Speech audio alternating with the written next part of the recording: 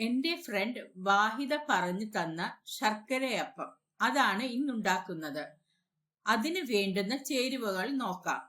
പച്ചരി 2 കപ്പ്, തേങ്ങ 1/2 കപ്പ്, ചോറ് 1/2 കപ്പ്, ശർക്കരപ്പാനി 1 കപ്പ്, സോഡാപ്പൊടി 1/2 ടീസ്പൂൺ, ഉപ്പ് ആവശ്യത്തിന്.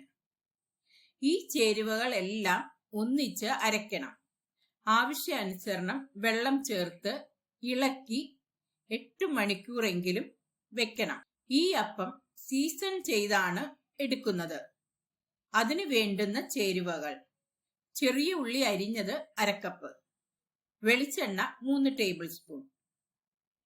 പാനിൽ എണ്ണ ചൂടാക്കി ഉള്ളിയും ചേർത്ത് ചുമക്കെ മൂപ്പിച്ച് ആറിയതിനു ശേഷം അത് കൈവച്ചോ സ്പൂൺ വെച്ചോ ക്രഷ് ചെയ്യണം. അപ്പം ചുട്ടതിനു ശേഷം അതിന്റെ മുകളിൽ ഉള്ളിയുടെ മിക്സ് ബ്രഷ് ചെയ്യണം. അപ്പോൾ നമ്മുടെ ശർക്കരയപ്പം തയ്യാറായി. ഇതുപോലെയുള്ള കൂടുതൽ റെസിപ്പീസ് അറിയാൻ channel subscribe, like and share ചെയ്യുക. This is lucky ladle signing of.